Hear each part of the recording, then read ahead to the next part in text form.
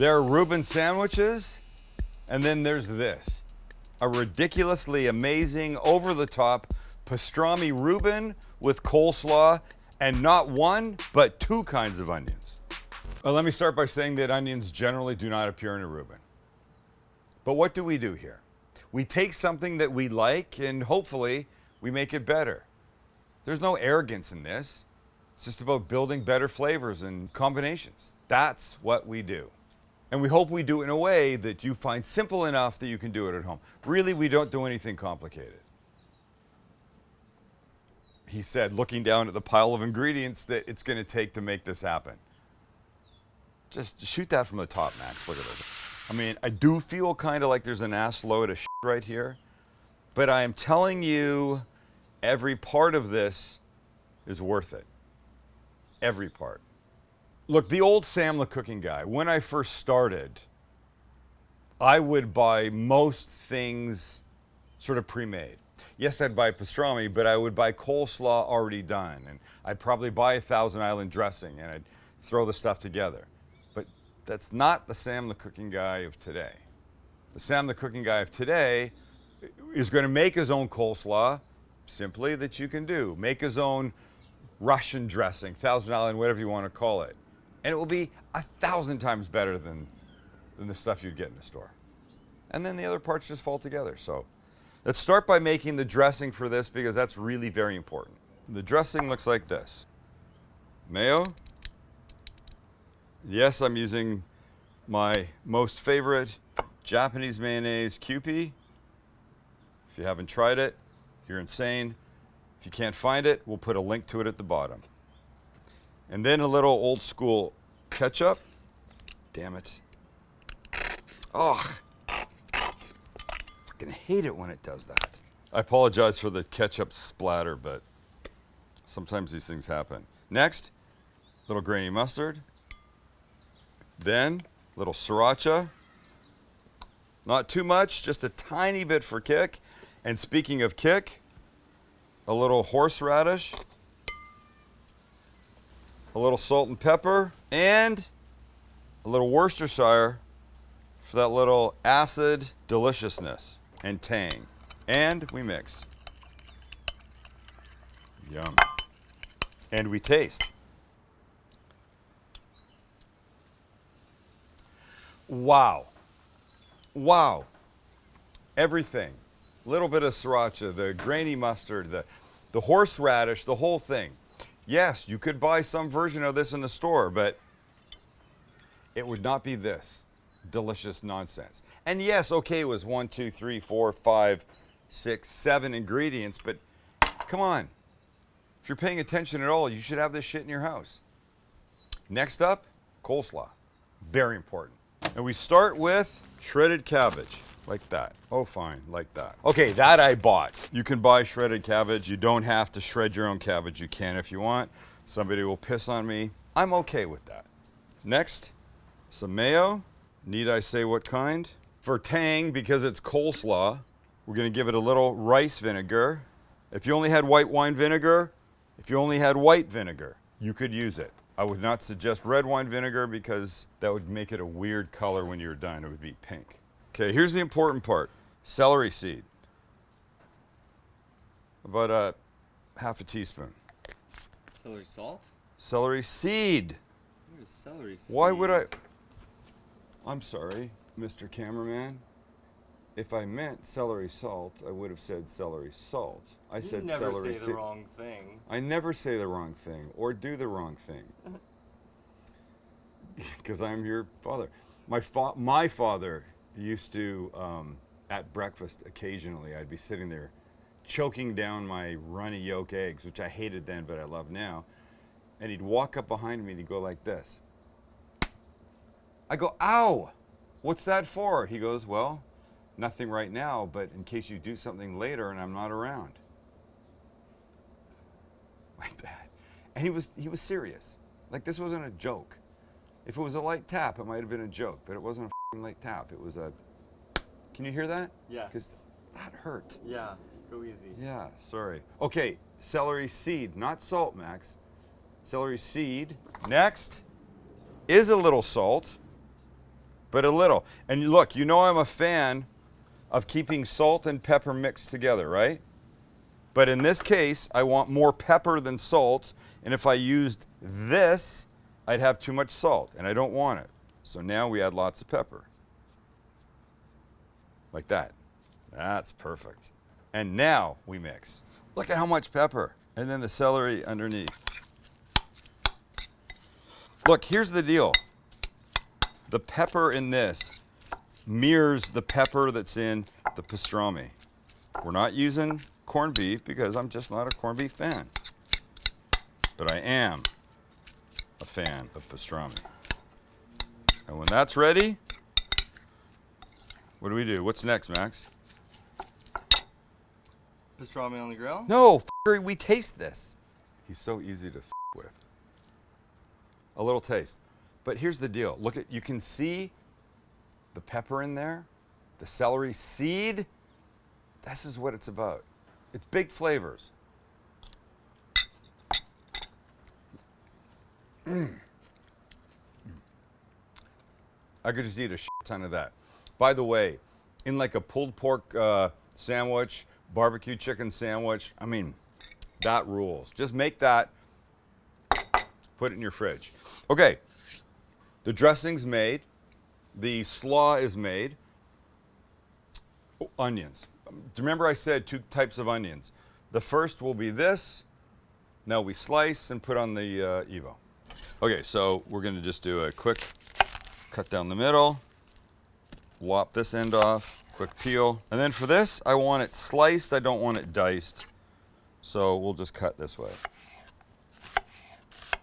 Okay. Let's show you guys on the Evo. And by the way, as I'm cutting this, I'm reminded of a comment we got the other day. I'm sorry, I don't remember who it's from. They asked what was the knife that I was using in a particular episode because it looked sharp and their knives were crap. So here's the thing that I'll tell you. You got to keep your knife sharp. You got to keep your knife sharp. I go to people's houses and I'm helping with dinner and I go, where's the knife? And I take one and it's like a fucking spoon. Can't do anything with that. Sharpen your knives often if you don't know how. Send them away to be sharpened. There's services that do that now. Go to a farmer's market. There's very often a guy there at the entrance in like his food truck looking thing, but he'll sharpen your knives. You walk in, you hand him 5 knives, you come out an hour later, you get 5 sharp knives back. And look, I'm not a fan of very expensive knives. I'm a fan of good knives with good steel, but the difference between a cheap knife and a decently, how do I want to say this? The difference between a cheap knife and a knife that costs a little more is how long the blade will stay on it, how long it will stay sharp. You can get almost anything sharp, but 2 minutes later, a cheap knife is going to be dull. You got to sharpen it again. A good knife will hold its edge for a while. There's probably more information than people needed, right? No, but this is good. This is good. Let's cook some onions. I think people want to Sam the Cooking Guy knife. You know, Why not? Give them something so good. a few years ago, there was a Sam the Cooking Guy knife, and I really liked it. And we fell out of favor with each other a little bit. And I've been trying to find a knife that's not expensive, but is really good. I don't want to make people buy a $500 knife. That'd be crazy. I don't want people to have to buy a $200 knife. That's crazy. But if I can find a good mid-range price knife that's got a good edge on it, that lasts for a little bit, that feels proper in your hand, I'll do that. And then we'll put my name on it, my stupid face or something, logo, whatever, and then we'll find a reasonable price and people can buy it. But until then, you're on your own. Until then, just sharpen what you have in your fucking drawer.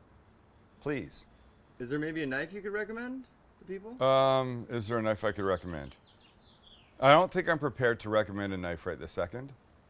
How about this? How about we recommend, we put below in the, what do you call that stuff below? The description? The comments? Description? Yes. In the description below, we'll put a link to a couple knife sharpeners. The pull-through type, right? This kind. Because these, a knife steel, they're difficult. I mean, I have trouble with them. Not that I didn't go to culinary school, so don't give me shit. I don't know the proper way. I just do what I do, but I find this kind of a little complicated. But the pull-through ones, those are good because the angle is set. It's guaranteed to give you like a decent edge on your knife. That's what you want. So we'll put a link to a couple of those. You go find one of those. And we'll work on finding you a knife. Is that cool? Is that fair? Cool. All right, onions, go. So a little oil and our onions.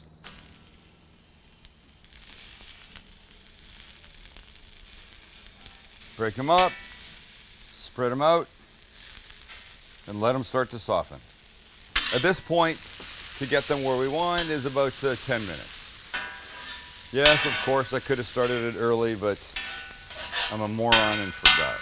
And by the way, if you had leftover onions from the night before, the day before, they'd be perfect in this. You can never have too many beautifully sauteed onions just sitting in the fridge, waiting to be used. Okay, we're back when those are almost ready. And when the onions are beautifully, lightly golden and softened, we take them off. Okay, cold pastrami from the deli. It's peppery, it's delicious, it's outstanding. You could put this into the middle of this, what are we making? A Reuben. You could put this into the middle of the Reuben and it would be great. But you should throw it on the flat top first to get it amazing and crispy and badass. So we'll do that. Oh, I've already started.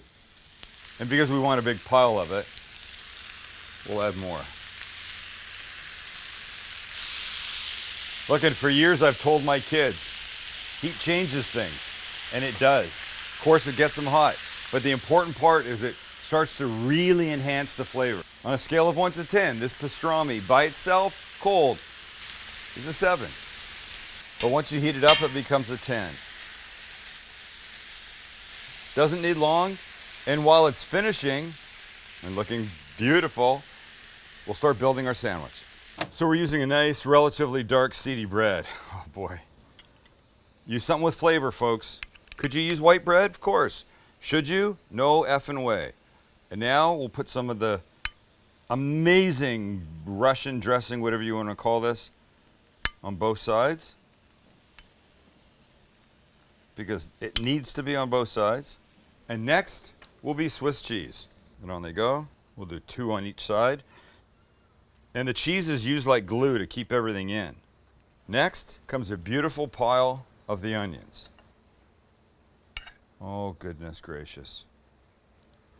Oh, for God's sakes there, son. Look at what we're doing.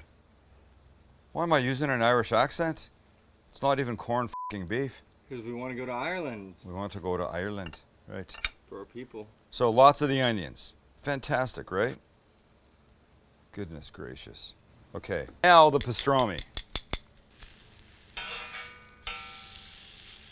Oh, you see these little edges that have started to take on some color. That's what this is about. Oh boy. You ready, Max? And here we go. Oh boy. That's a Reuben. That's becoming a Class A frickin' Reuben. So we'll just pile up the rest on here. Come on, you stay there. Attaboy. Attaboy, I say, because pastrami clearly is male for some dumb reason, known only to my brain. The lid goes on top, and now we want some lovely color on this. To ensure that, we're gonna butter the outside. And I know what you're thinking. Hey, dopey, you forgot the coleslaw. Well, guess what? It's coming, don't worry. And on the flat top she goes. And with my purple thumb, down it goes.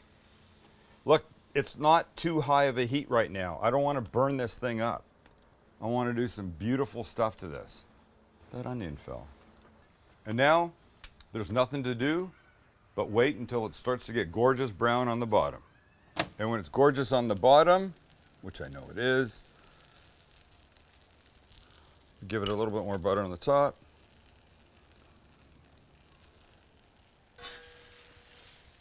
Uno, dos, ah, tres. Wow. Look what's happening here. Hello, beautiful. Check out this thing's backside, Max. Just or what? Maxie, if you're ready, me and the Reuben are ready. And here we are. Oh, oh, my heart just skipped a beat. Have a good look. The melt, the crisp, the gorgeousness, the sauce that's in there. But wait, because the coleslaw has to get in there. And why didn't I put this insanely delicious, peppery, celery seedy coleslaw in the beginning? Because I didn't want this hot. I wanted the textural, because I wanted the temperatural, because I wanted the contrast of this being cool and that not being cool. So let's open it up. Here we go. Gently. Gently. Look, there you go. And that's why you use the cheese. The cheese is glue. So now on the inside, we're going to put our coleslaw. So the coleslaw goes, oh, for goodness sakes. I'm telling you, if from my angle, I know what's coming. I know how this whole craziness thing is going to taste. Do you remember in the beginning I promised 2 types of onions? Well, one is in there, and the second one are these crispy fried onions. Do you remember the pastrami taco from the Not Taco episode a couple days ago? We used these guys. We're using them again. And in they go. That guy tried to escape.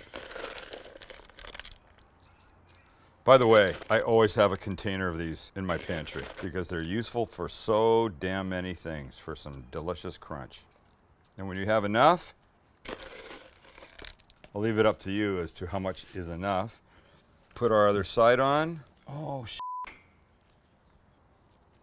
You turn it towards the camera and you say quietly in your head, oh, holy shit.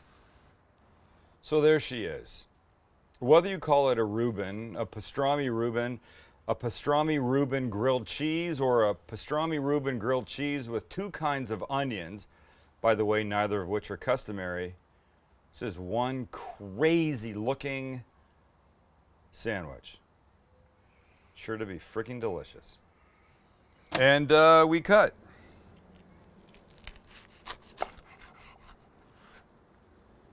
That's the nonsense inside. That is what we're dealing with.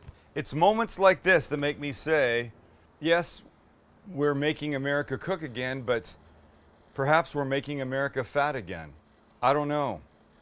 I know this is going to be amazing. My suggestion would be you just don't eat a million of them. We might be making them fat again, but then again, fat means flavor. Fat does mean flavor. Shall we, Max? Here we go. Oh, for goodness sakes. There's your layers, folks. We've got the crispy bread, the amazing Russian dressing, those fabulously caramelized onions, the flat griddled pastrami, the coleslaw, the crunchy onions, and then it repeats up the other side, and then we have a bite. And before I do, I just have to say that all hell is breaking loose back here. It's going insane. I just salivated. Honestly.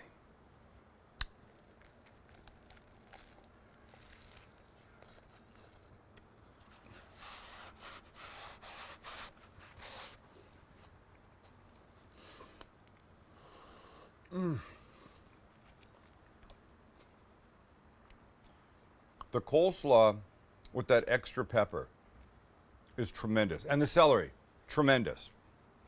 The pastrami was great before. It's been flat griddled. It's amazing. And this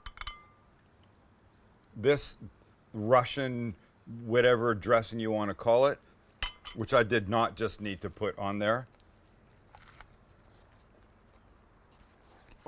Oh, and the crispy onions.